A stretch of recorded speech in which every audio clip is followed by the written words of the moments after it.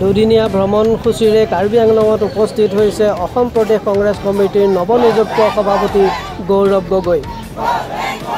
আৰু গৌৰৱ গগৈৰ উপস্থিতিৰ সময়তে কাৰ্বি আংলঙত প্ৰৱেশ কৰাৰ সময়তে দেখা গৈছে বিজেপিৰ একাংশ কৰ্মকৰ্তাই প্ৰতিবাদ সাব্যস্ত কৰি বিভিন্ন শ্লোগানেৰে উত্তাল কৰি তুলিছে। এয়া বোকাজানৰ পুৰণি বৰপথাৰৰ দৃশ্য। বিজেপি কৰ্মী সমৰ্থকসকলে গৌৰৱ বিৰোধী শ্লোগানেৰে উত্তাল কৰি তুলিছে। এই দৃশ্য হৈছে পুৰণি বৰপথাৰৰ বিজেপি কৰ্মীসকলে Gaurav Gogoi go back, Pakistani agent, Gaurav Gogoi মুৰ্দাবাদ, কংগ্ৰেছ মুৰ্দাবাদ আদি ধৰিৰে উত্তাল কৰি তুলিছে পৰিৱেশ।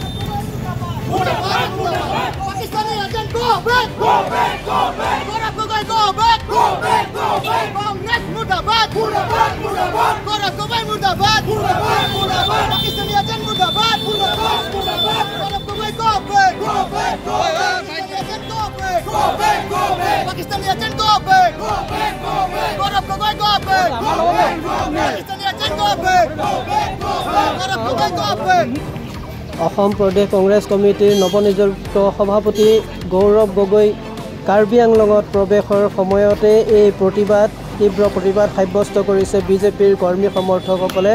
Gaurav Gogoi Pakistani agent, Gaurav Gogoi go back, Congress মুৰ্দাবাদ আদি ধ্বনিৰে উত্তাল কৰি তোলে পৰিৱেশ। এই দৃশ্য হৈছে বোকাজানৰ পুৰণি বৰপথাৰত আৰু বিজেপি কৰ্মীসকলে এনেদৰে প্ৰতিবাদ সাব্যস্ত কৰিছে। হাতত এনেদৰে Pakistani agent, Gaurav Gogoi go back লিখিত প্লে কাৰ্ড লৈ তীব্ৰ প্ৰতিবাদ সাব্যস্ত কৰিছে একাংশ বিজেপি কৰ্মী সমৰ্থকে। গৌৰৱ গগৈৰ প্ৰৱেশৰ সময়তে এই প্ৰতিবাদ।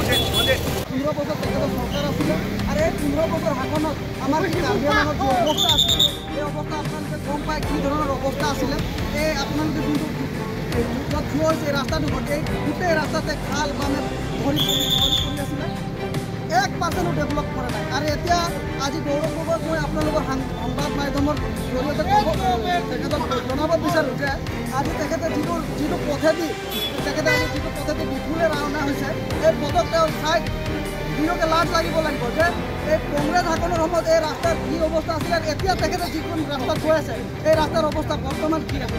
এয়াই হৈছে পৰিৱৰ্তন। আৰু সেইটো সময়ত আমি গম পাওঁ কিমান আমি মানে এটা কাৰ্বি আংলং বন্ধ কালচাৰ আছিলে, এটা অশান্তিৰ পৰিৱেশ সৃষ্টি কৰিছিলে কংগ্ৰেছ চৰকাৰ যেতিয়া ইয়াতে শাসন কৰিছিলে সেই সময়ত।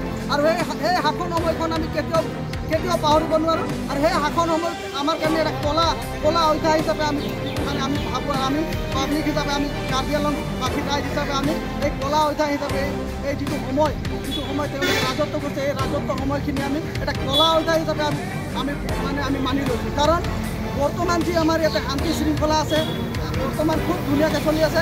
আৰু এই শান্তি শৃংখলা যাতে তেওঁলোকে আহি ইয়াতে কোনো ধৰণৰ অশান্তিৰ পৰিৱেশ সৃষ্টি নকৰে, জাতি ধৰ্ম সংঘাত যাতে সৃষ্টি নকৰে, তাৰ বাবে আমি সঁজুলি দিছোঁ গৌৰৱ গগৈ ডাঙৰীয়া।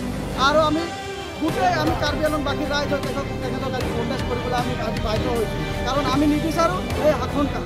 আমি বৰ্তমান যি ধৰণৰ শান্তি শৃংখলাবদ্ধভাৱে যিকোনো উন্নয়নমূলক কাম চলি আছে, যি ধৰণে ডেভেলপ হৈছে আমাৰ কাৰ্বি আংলঙৰ স্বায়ত্ত শাসিত পৰিষদৰ সদস্য তুলিৰাম ৰঙান যি ধৰণে আমাৰ কাৰ্বি আংলং জিলাখনত চলাই চলিছে, ডেভেলপমেণ্ট কৰিছে, ৰাস্তা পদূলি সকলোখিনি সুবিধা আমাক কাৰণে ভাল কৰিছে। সেইখিনি আমাক লাগে, সেইখিনিতে আমি ৰখি আছোঁ। আৰু ইয়াতে যাতে কোনো ধৰণৰ এই উদ্যোগীকৰণ বিষয় লৈ যাতে কোনো ধৰণৰ যাতে কিবা বেয়া কমেণ্ট কৰি নাযায়, মানুহবিলাকক বিভ্ৰান্তি নকৰে, তাৰ বাবে আমি গৌৰৱ গগৈ ডাঙৰীয়াক অনুৰোধ কৰিছোঁ।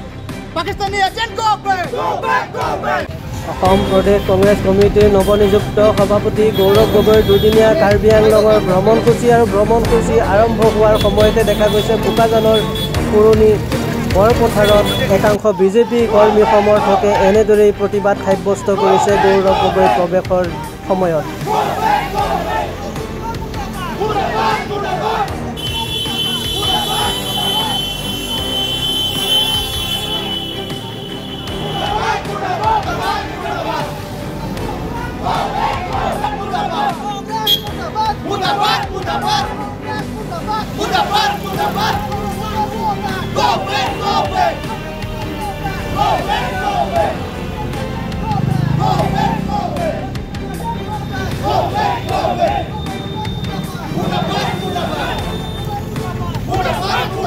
Pakistani